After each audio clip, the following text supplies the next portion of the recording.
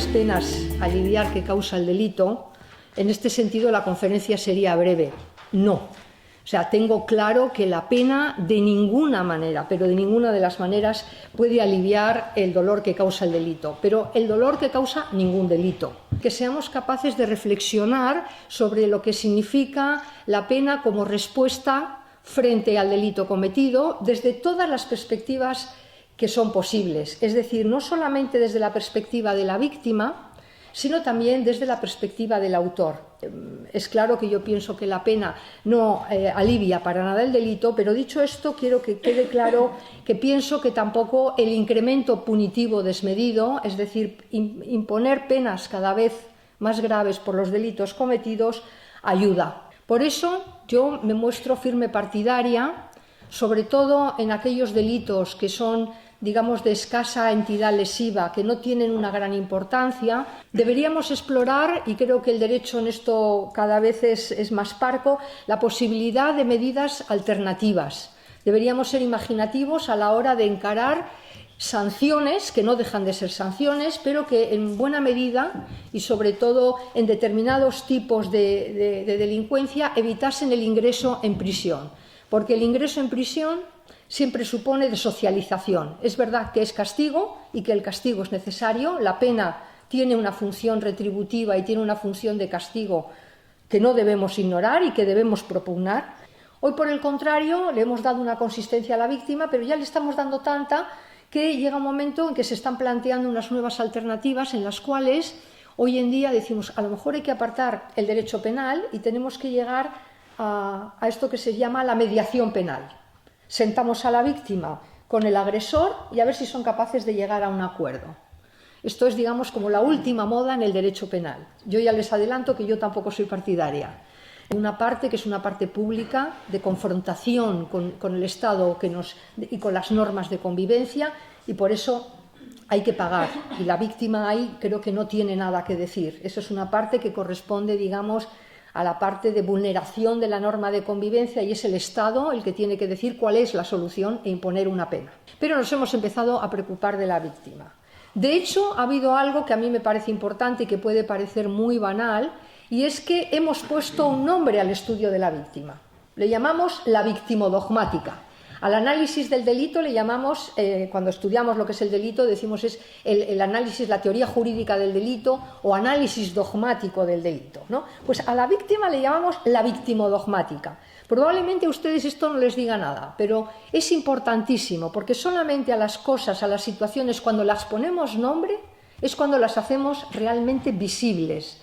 Pero a lo que sí quiero decir es que el estrés postraumático es vital, es muy relevante, tanto en los delitos de terrorismo como con los delitos contra la libertad sexual, ¿no? La víctima de una violación hay que salir luego de eso, necesita un acompañamiento, necesita una ayuda.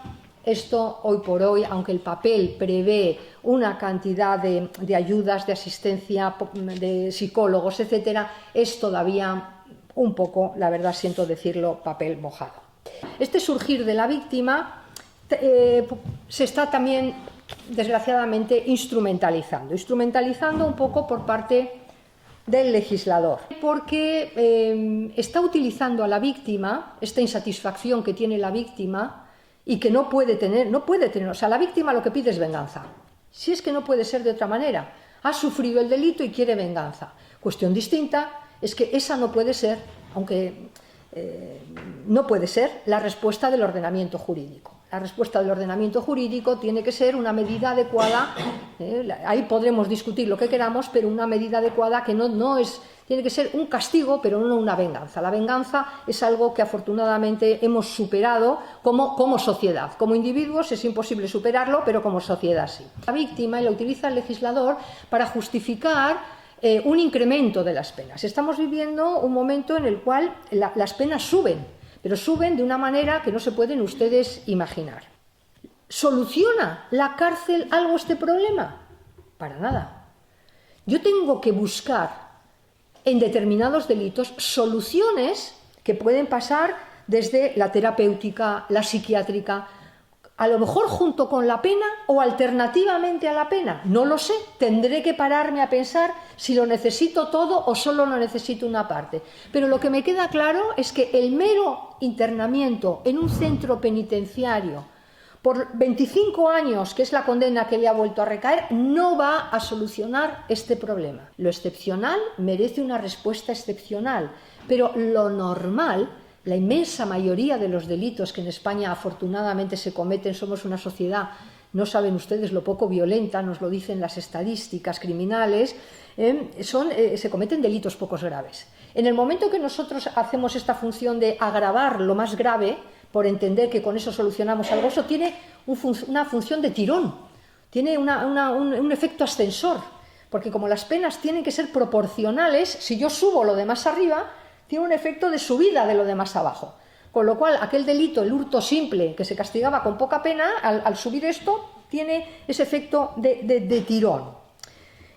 A mí me preocupa cuando dicen que el derecho penal es garantista. Yo creo que tiene que ser garantista, porque afecta a nuestros derechos fundamentales. Y cuando afecta a nuestros derechos fundamentales, las garantías son importantes. 1. 2, porque todos nos creemos exentos de la posibilidad de que se nos aplique el Código Penal. Y no es verdad. El Código Penal lo tenemos más cerca de lo que pensamos, mucho más cerca de lo que pensamos. Ofrece el derecho, no puede estar en manos de quien ha padecido el delito.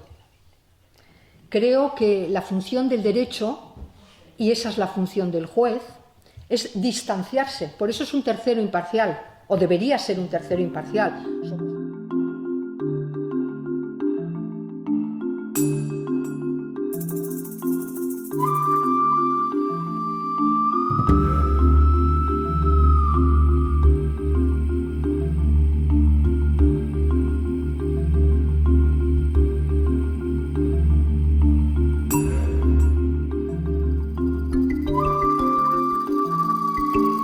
A veces en un procedimiento penal lo que te marca la diferencia es de tener una buena defensa o una buena acusación frente a una mala. Y ahí sí que le doy la razón de que la justicia, en ese sentido, no es igual para todos, porque somos muchos los que no podemos pagar.